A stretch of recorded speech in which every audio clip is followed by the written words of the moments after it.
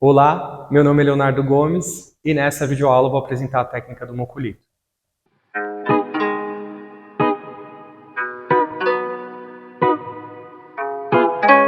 Primeiramente, vou sinalizar um pouco das suas origens e suas conexões com o horizonte do campo de estudo da gravura menos tóxica. Em seguida, eu vou apresentar um passo a passo, levando em consideração a facilidade de acesso aos materiais, a expressividade artística e as possibilidades de geração de renda.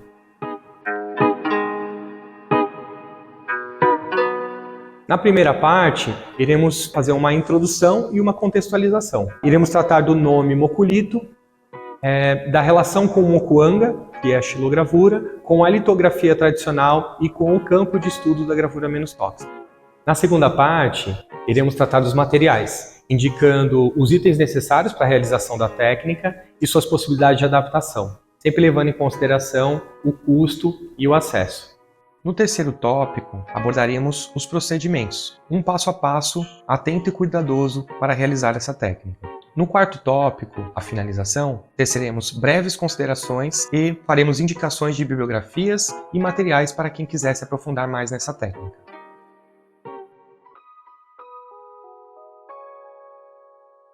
De maneira muito breve, o mokulito é uma técnica desenvolvida nos anos de 1970 pelo artista e professor Osako Seishi, na Universidade de Tama, no Japão. Infelizmente, até o momento, o professor Osako não publicou nenhum material específico sobre a técnica e as suas experiências. O que temos são alguns artistas, algumas pessoas que tiveram a possibilidade de estudar com o professor e que disponibilizam parte dessa experiência para a gente. Dentre as pessoas que tiveram a oportunidade de estudar com o professor Osako, destaca-se Motomi Tsunoda, uma grande amiga e uma grande artista que me introduziu nessa técnica.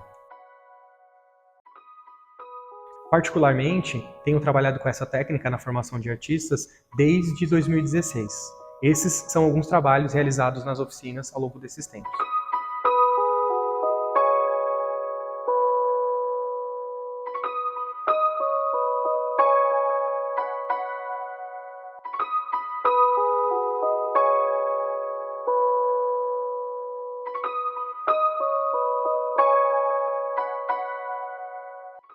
A palavra mokulito, que utilizaremos a grafia mokulito, é uma junção da palavra japonesa moku, que significa madeira, árvore, com o termo grego lito, que embora signifique pedra, faz referência aos procedimentos da técnica da litografia, a gravura em pedra. No caso do mokulito, ao invés de usar uma matriz de pedra, é utilizada uma matriz de madeira, porém com técnicas extraídas da litografia.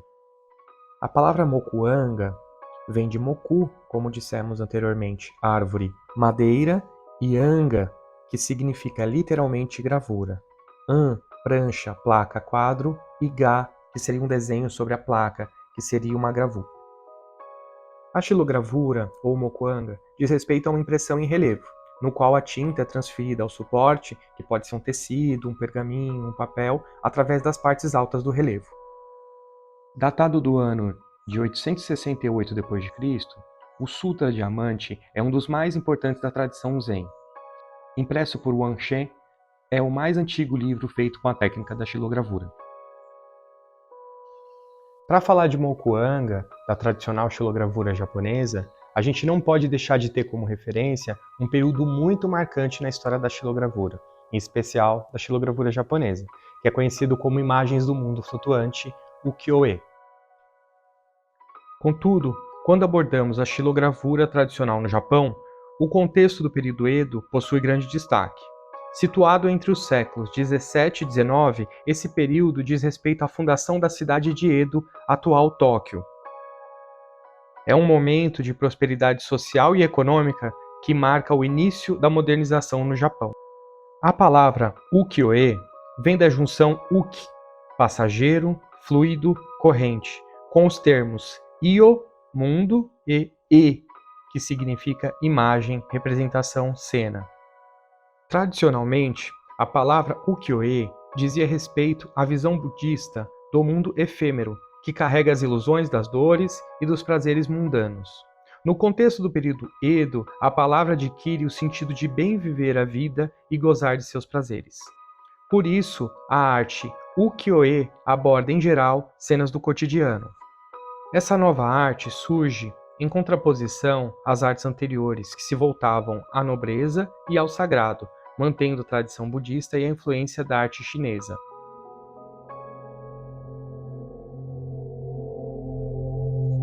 Agora que fizemos breves apontamentos acerca do termo moku, vamos tratar agora da relação com o lito e com a litografia tradicional. A palavra lito, ela vem do grego e quer dizer pedra, e ela faz referência direta aos procedimentos da litografia, no caso da palavra mokulito. A litografia foi criada pelo dramaturgo Alois Senefelder no final do século XVIII. Na ocasião, Senefelder estava buscando meios mais econômicos de imprimir suas peças de teatro.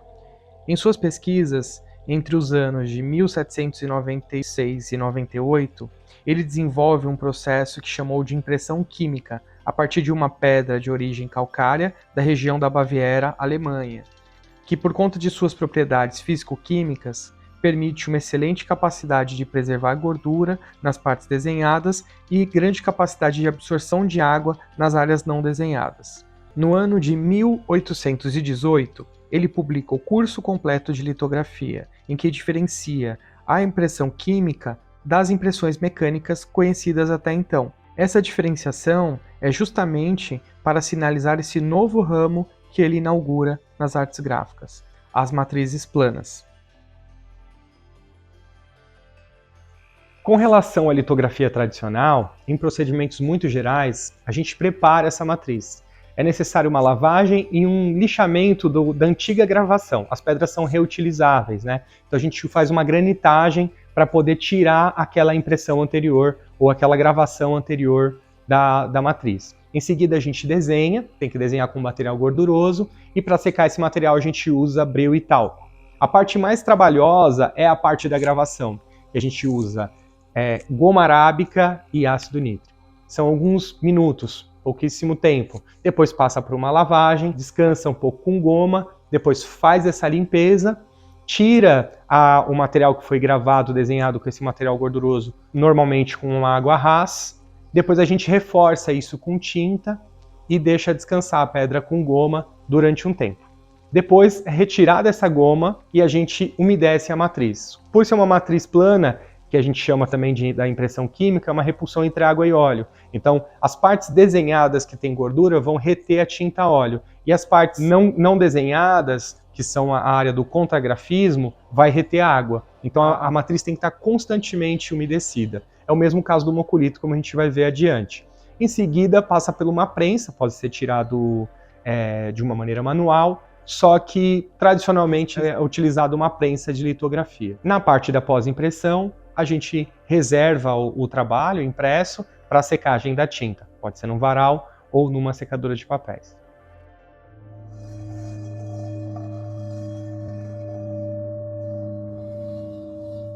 Agora, chegou o momento da gente estabelecer um paralelo entre a gravura plana, especial à litografia tradicional, com a gravura menos tóxica e aproximar essa relação com o mokulito.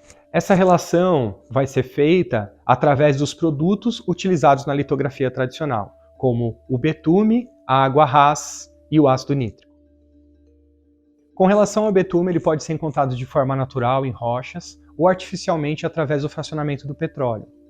Os materiais betuminosos possuem longo uso através dos tempos, desde a mumificação no Egito até um uso contemporâneo em vernizes, impermeabilizantes, bases de tinta, dentre outros.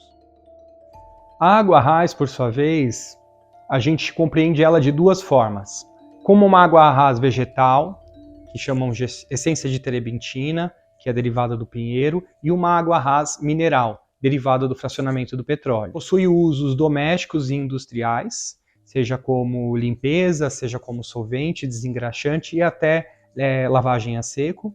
E também possui inúmeros perigos associados ao seu uso, como ser inflamável, possuir irritação ou corrosão à pele, produzir lesões oculares graves e também ter perigo por aspiração, além potencialidades de carcinogenicidade e perigos ao meio.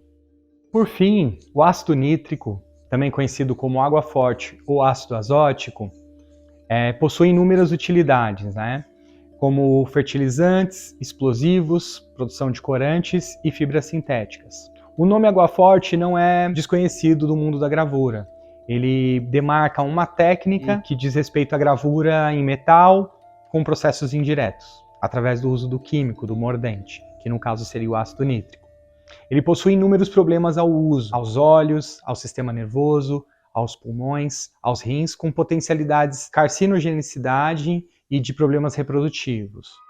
Feitos esses breves apontamentos sobre essa tradição do moku e essa relação com a litografia tradicional, vale destacar alguns elementos específicos do mokulito. Mas antes, vale também deixar em evidência que o próprio Senefelder, no seu manual de litografia, traz inúmeras experiências com relação a pedras diferentes, com relação ao papel e com relação à própria madeira. Só que na ocasião, ele destaca que é necessário haver uma grande transformação da natureza do objeto para que ele fique com as características da litografia. Nesse sentido, vale destacar que o mokulito possui algumas especificidades, como facilidade de acesso aos materiais, com possibilidade de adaptações variadas, que não depende de uma oficina gráfica estruturada. Existe possibilidade de impressão não só com a prensa mecânica, mas também de forma manual, com uma colher ou até mesmo com os pés. Não faz uso de insumos tóxicos, como a gente destacou anteriormente, que pode causar algum dano à pessoa ou ao meio ambiente. E também é possível realizar tanto a gravura no sentido planográfico, quanto no sentido do relevo, com a técnica do mokuanga ou da xilogravura, se preferir. E também, por fim, permite uma ampla tiragem de impressões.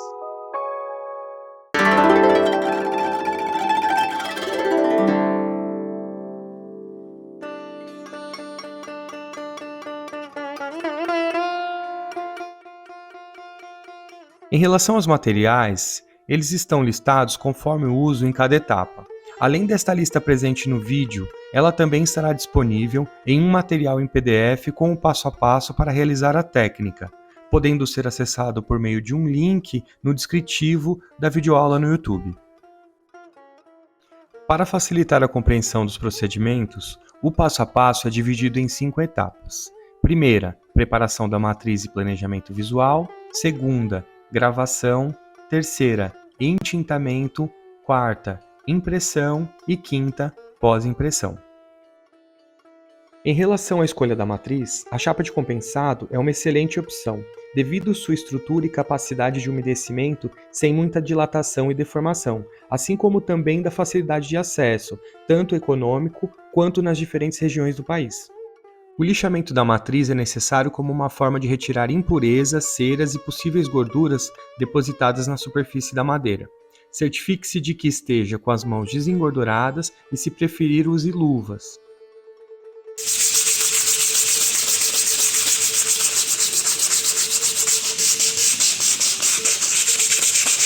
Atenção aos resíduos de todo o processo. No caso da poeira, utilize uma máscara de proteção à poeira e óculos. No caso desta videoaula, ao levar em consideração os custos, o acesso e os perigos de manuseio da dissolução da caseína na solução de amônia, vamos utilizar o leite em pó dissolvido em água quente, na proporção de 70 gramas de leite em pó para 100 ml de água. A aplicação pode ser feita com um pincel, com uma esponja ou até mesmo com as mãos, desde que estejam limpos e desengordurados. A relação da proteína do leite com a goma arábica, que será aplicada após a etapa do desenho na matriz, é fundamental para manter as áreas não desenhadas úmidas e repelir a oleosidade da tinta no momento do entintamento e da impressão. A qualidade da proteína do leite e da goma arábica permite ampliar consideravelmente o número final das impressões. Enquanto a matriz está absorvendo e secando a proteína do leite, podemos cuidar do planejamento visual, que seria o desenho prévio como referência da gravura. Tanto é possível partir de um planejamento, quanto fazer de maneira livre e experimental. A partir de um desenho prévio, por meio de um papel vegetal e um lápis grafite, podemos fazer a transferência para a matriz de madeira. Isso pode ser feito através do grafite, que deve estar presente na parte de baixo do vegetal, que fica em contato com a madeira. Quando pressionamos o lápis na parte superior, o grafite depositado na parte inferior é transferido para a madeira. Atenção com a pressão exercida na transferência, porque pode gerar uma espécie de relevo na matriz. Não force demais na transferência, somente o suficiente para ter a imagem para começar a desenhar sobre a madeira. Só para pontuar, é importante considerar no planejamento da imagem as medidas da matriz, dos papéis disponíveis para impressão e talvez até da moldura, levando em consideração os custos de produzir, de armazenar, de proteger e de expor o trabalho futuramente, dentre outros fatores. Outro fator fundamental é que, por se tratar de um processo de impressão direta, a imagem fica espelhada ou invertida. Por isso, preste atenção se existe alguma parte escrita ou algum sentido necessário no seu trabalho, pois ele ficará invertido em relação à matriz na hora da impressão. Se for o caso, transfira a imagem invertida para a matriz, porque ela ficará no sentido correto no momento da impressão.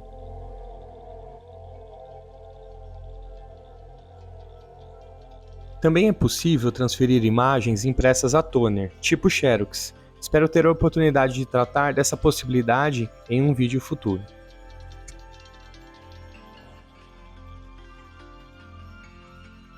O material de desenho deve ser de origem oleosa e não absorver água, ou seja, ser hidrorrepelente. São muitos recursos que podem ser utilizados, como gizes, barras e líquidos, que são chamados de tuches. Cada um deles abre possibilidades e efeitos diversos.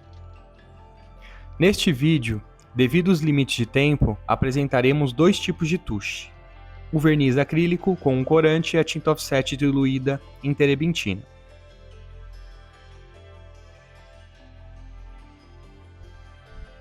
Outro tipo de tuche pode ser feito com a tinta offset diluída. Basta diluir a tinta em um pouco de terebintina ou em óleo, em uma consistência que seja possível realizar seu desenho sobre a matriz. No caso do verniz acrílico, ele é à base de água e é hidrorrepelente depois de seco. Por ser transparente, acrescentei algumas gotas de corante para visualizar melhor quando aplicar na matriz de madeira. Ele é de fácil acesso e possui um custo relativamente baixo.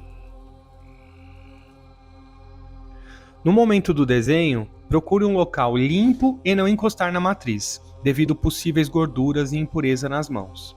Embora não tenha feito desse modo, procure utilizar luvas ou coloque um anteparo de papel para evitar o contato da gordura das mãos na matriz.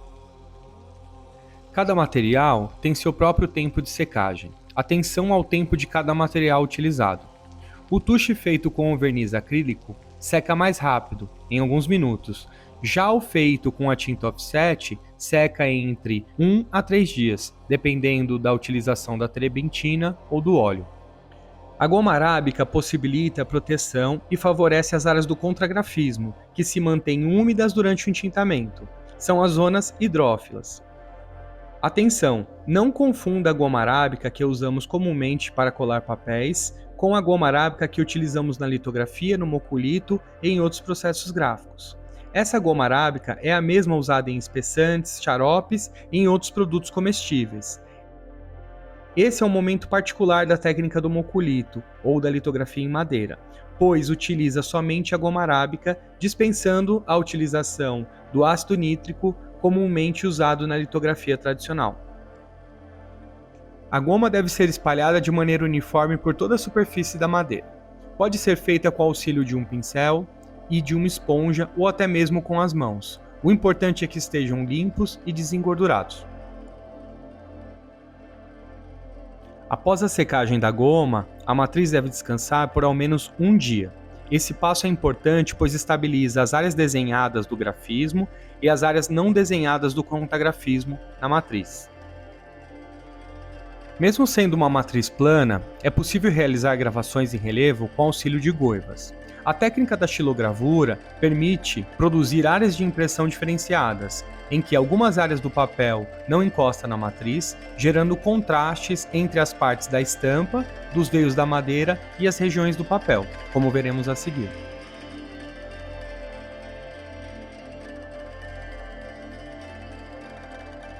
Para realizar a entintagem, retiramos o excesso da goma da matriz com água e com o auxílio de uma esponja litográfica. Na etapa do entintamento, é importante preparar um espaço limpo para trabalhar. Um pouco antes de iniciar o entintamento, enquanto estamos com as mãos sem tinta, podemos umedecer os papéis previamente para a impressão. O umedecimento dos papéis pode ser feito com um borrifador ou com um recipiente com água. Sugere-se que o papel tenha gramatura acima de 140 gramas por metro quadrado, porque tanto o papel quanto a matriz serão umedecidos. O ideal é reservar o papel sobre um local que mantenha sua umidade, que pode ser uma sacolinha ou um plástico qualquer.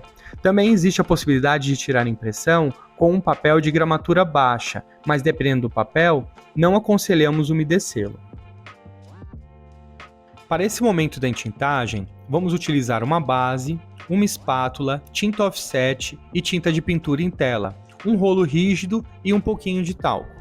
A base é uma superfície não absorvente, que pode ser um vidro, um azulejo, um metal, dentre outros.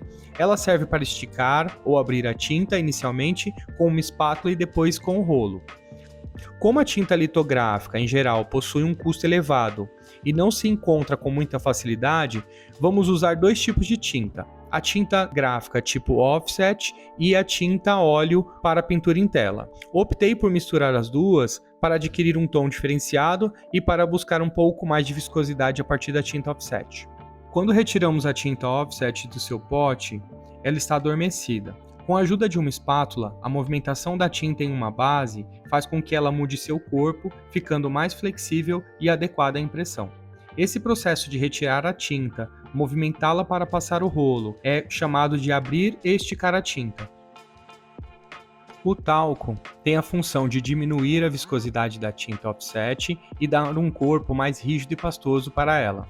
Por vezes, também é possível colocar um pouco de óleo de linhaça para alterar o corpo e a viscosidade da tinta. No caso de nossa videoaula, não foi necessário. Aprender a fazer sua própria tinta ou modificá-la de acordo com o trabalho que se deseja realizar é um exercício muito importante nas artes gráficas em geral. Um procedimento muito importante dessa etapa é o umedecimento adequado da matriz. Se por um acaso a matriz não estiver devidamente umedecida, a tinta oleosa entra em contato com as partes não gravadas do contragrafismo e comumente se perde a matriz do moculito. Para esse momento, é possível utilizar tanto uma esponja em um recipiente com água ou um borrifador para manter constantemente a matriz umedecida. Ao retirar a goma e manter a matriz umedecida, é preciso tomar cuidado para não passar o rolo e a esponja com muita força, retirando a camada de proteína de leite e goma arábica, e abrindo espaço para a entrada de tinta nas áreas não gravadas. Por isso, procure realizar movimentos sutis. Caso a tinta comece a acumular nas áreas do contragrafismo, umedeça novamente a matriz e com a esponja vegetal retire a tinta dessas áreas com cuidado e sutileza. Nas matrizes planas, a tinta vai aderindo aos poucos na matriz, processo chamado de subir a tinta. No caso do moculito, a tinta vai subindo, se acumulando no grafismo e por vezes no contragrafismo, e as impressões vão ficando cada vez mais carregadas de tinta. No meio gráfico, a impressão é também chamada de prova. Ela pode ser feita de maneira manual ou mecânica. No processo mecânico, existe uma prensa específica para a litografia. Contudo, no caso da litografia em madeira ou moculito, é possível usar uma prensa calcográfica como essa.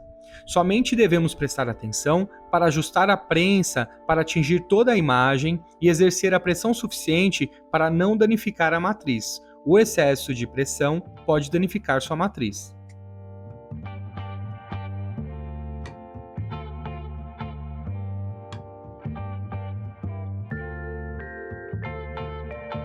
Nessa impressão, fiz um gabarito de madeira para facilitar o processo com um pedaço de Eucatex, mas é possível também ter um gabarito de papel ou de acetato com as marcações em caneta, de onde deseja encaixar sua matriz e os papéis para impressão. Para cada impressão, é necessário repetir o processo de entintamento. Como já foi dito anteriormente, a tinta sobe e vai se acumulando cada vez mais na matriz. Por isso, o primeiro entintamento exige mais trabalho que os demais, mas sempre é preciso uma nova carga de tinta para tirar uma nova prova.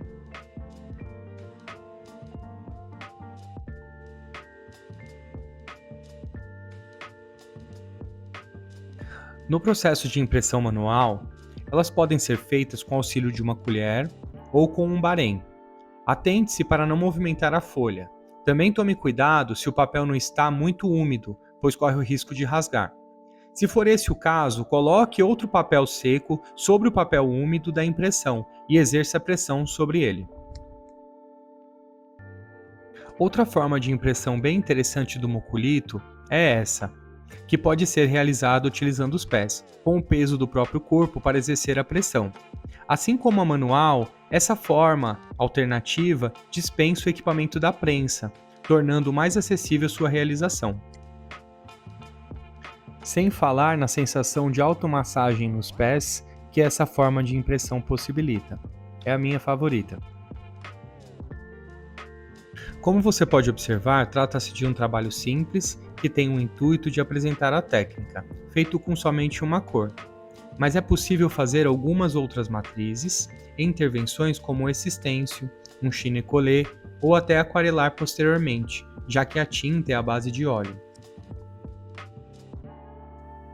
Como a tinta à base de óleo possui uma secagem lenta e a matriz é umedecida, o papel absorve água e tinta, por isso precisa ser reservado em um local adequado para secar.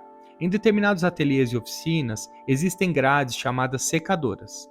Caso não esteja em uma oficina com uma secadora, uma mesa de apoio ou um varal improvisado e alguns pregadores de roupa são suficientes para a secagem das gravuras impressas. Do lado esquerdo, próximo do fim da estampa, assinalamos PE, PA ou o número da tiragem. Do lado direito, também próximo do final da estampa, assinamos o nosso nome. No meio, assinalamos o nome do trabalho. Para embalar o trabalho, vamos utilizar um envelope plástico um pouco maior que o impresso, um papel rígido para dar suporte, fita adesiva, tesoura e o impresso. Essa parte é bem simples se o envelope plástico estiver na medida do seu trabalho. Caso não esteja, você pode dobrar ou fechar com auxílio de um pirógrafo ou algo similar. Basta somente unir seu trabalho com o papel rígido, de mesmo tamanho, e colocar dentro do envelope plástico. Em seguida, corte pedaços de fita adesiva com uma tesoura e embale seu trabalho. Desta forma, é possível você tanto manipular sem risco de sujar ou molhá-lo, quanto presentear ou vender seus trabalhos.